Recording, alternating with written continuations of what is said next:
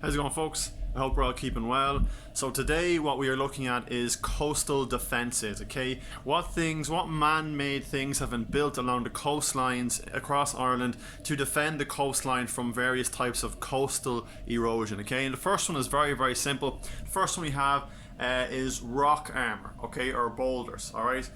So rock armour is large boulders placed at the base of cliffs or sand dunes to reduce the erosive power of waves. Okay, so really simply, guys, they literally get massive boulders or massive rocks and they place them on beaches or where there's sand dunes or where there is a place along the coast that is vulnerable to erosion.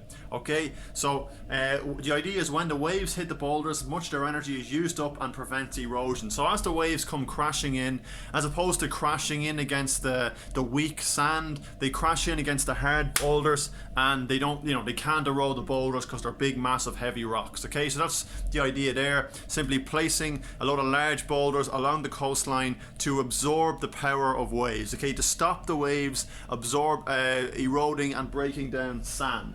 Okay. Our second type of coastal erosion is a groin, okay? And what a groin does is really simply, guys, okay? So here we have an aerial view of Groin. So we've got a nice beach, and we've got a groin here, a groin here, and a groin here, okay? And what they do is, okay, so what the sea does is the sea will transport sand along the beach like this, okay? Because the waves hit the beach at an angle. This is called longshore drift.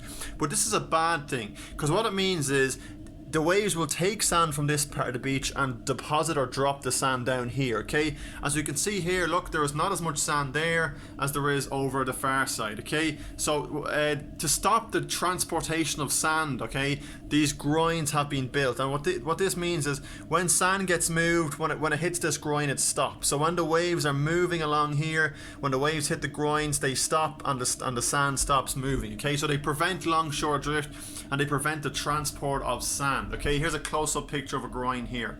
Okay, so as you can see, there has been some sand removed here, so they've built a groin coming out to stop the sand being moved down the beach. Okay, so groins are human-made concrete or wooden walls built at right angles to the sea and are used to prevent or slow down longshore drift. Okay, groins trap sediment and help build up a beach in an area again. So for example, the idea here is that this groin will trap sediment along here and hopefully build up the sand here again, okay?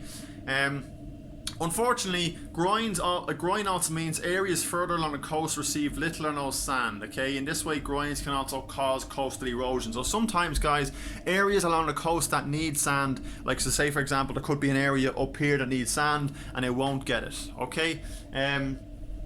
Our next form of coastal erosion, really simple, guys, is a seawall. Seawalls can be found in Tramore, County Waterford. Most of these sea defences are in the southeast of Ireland, so Wexford and Waterford, okay? And a seawall is literally a wall at the sea. It's a man-made wall at the sea like this, okay? And what do you think it does? It stops the destructive power of waves. So the same as the rock armour and boulders, it absorbs the power of waves to stop it eroding the coastline. Very, very simple, okay?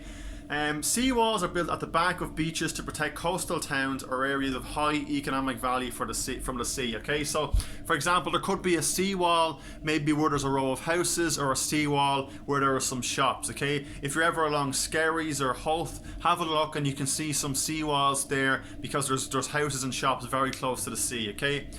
The walls are usually sloped and curved at the top. This forces the wave to break back onto the next incoming wave, reducing its power. So what this means, guys, is the walls are kind of, they curve up like this, okay? It's hard to see in this picture, but what happens is as the wave hits, it hits the wall, and the wall curves the wave and throws it back out towards the sea, okay? So it comes like this and comes back out. And what this does is, when this wave comes back out like this, okay, it stops or reduces the power of the next wave coming in. Okay, very, very simple.